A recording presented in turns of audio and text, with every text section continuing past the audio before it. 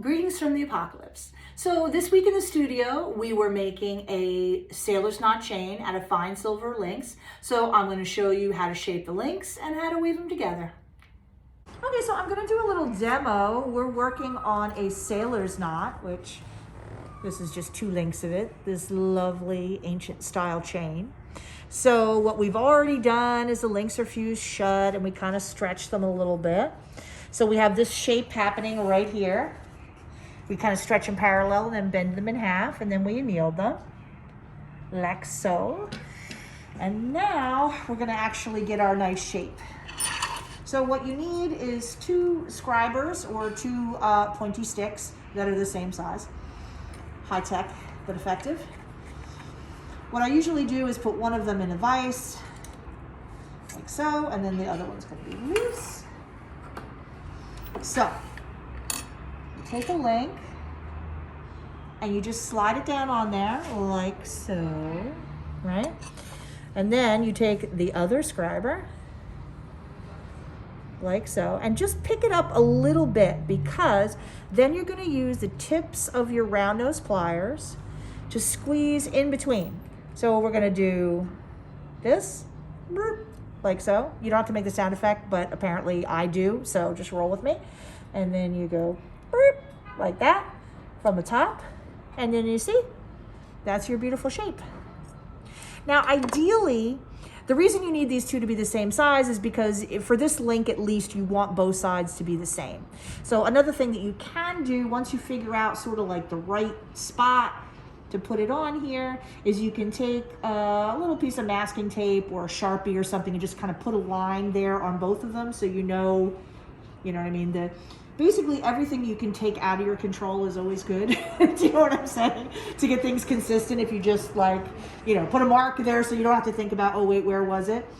That usually works pretty well, because we want both sides to be the same. Now again, world won't end if they aren't, but that's, I'm trying to make it beautiful, not perfect, but. Okay, so you want to do one for me? Sure. What we did is we kind of squeezed one, and that size looks pretty good. So what I'll do is I'll just take my Sharpie and put a line right there underneath, and a line on the other one. Okay. Then I can put them next to each other, let's say, and say, oh, okay, I need to go very slightly down, you know what I mean, so that it's the same, but that's a reference point. But yeah, exactly. That's basically how I'm gonna do it. It's not super high tech, but it'll keep you relatively aligned. Okay? Okay. There you go. Let's hope I remember. The seamy underbelly of Alexis. Exactly. No one's supposed to see it. Okay, so look at all our cute little links. Don't they look good? They look fantastic. They look great. So I'm just gonna anneal them again. Now granted, these are fine silver, which is not a super hard metal, but when you're weaving these little stinkers together, I find that them being extra nice and soft is a big plus. Metalsmithing is enough struggling as it is. No reason to make your life more difficult. And because these are fine silver, we're not gonna need to stop and pickle or anything. I just work my way through, and just as soon as I see that little bit of orangey-ness, I get the hell out, because obviously I'm not trying to melt any links that are done so beautifully.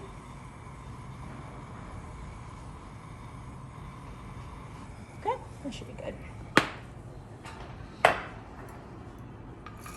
I'm just gonna knock them off just so that they cool off a little bit faster, but.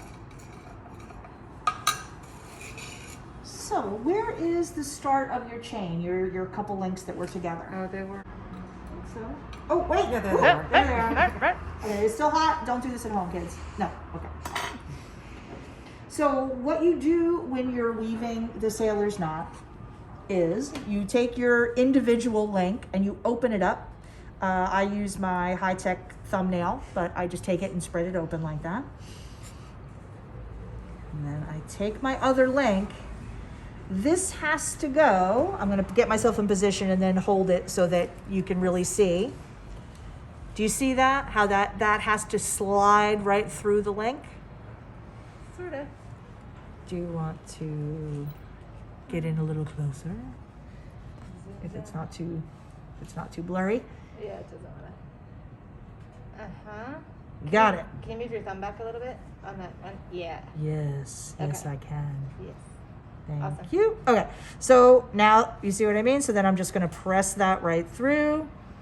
Give it a little scoocha till it goes through. See that? See that? There it comes. Very exciting action sequence. Link coming through. Emerging. I'm gonna use my pliers. There you go. See that? Then all I do is squeeze it shut. That is how this chain is woven. Okay? So each time you take your loose link and you open it. Now, in a perfect world, these are exactly the same on both sides. In real life, they won't be. Pick whatever side is the smallest to put it through. Make your life a little easier. You know what I mean? What if it doesn't fit at all? Like, do you have... You just spread this further apart, because if you take this link, when you go through there, you can kind of open that up, right? You see what I'm saying? Like, so you can get it through, in other words. Okay, you see that? It goes right through there. And you press it.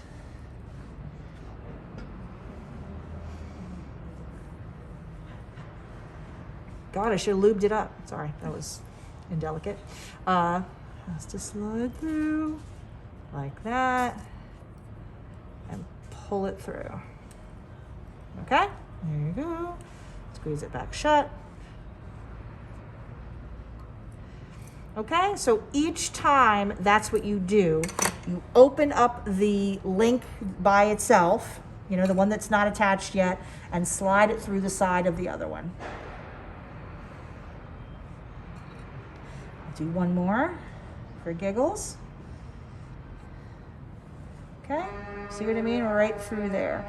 And this is what I mean by, if you're having a hard time getting it through, you can take your thumbnail and stick it in there. You see what I mean? To create a little extra space.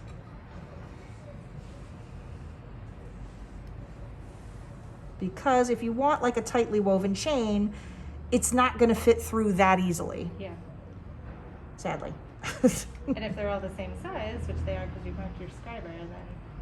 Yeah, I mean, it works fine. I'm just saying it's not like just one of those things where you just take it and... Why? Yeah, sadly. But whatever is like that.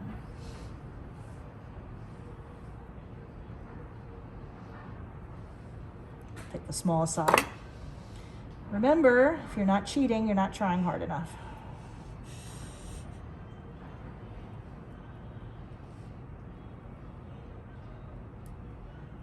There you go. And grab it and pull it all the way through. She said confidently. This is what weaving chain is like because, like I said, this is a relatively tight weave. You know what I mean? If the links were like much bigger, it goes through a little easier, but then you don't have this nice tight weave. So everything's a compromise. Push that together. Okay. Whoop. So you see, a lovely chain is born.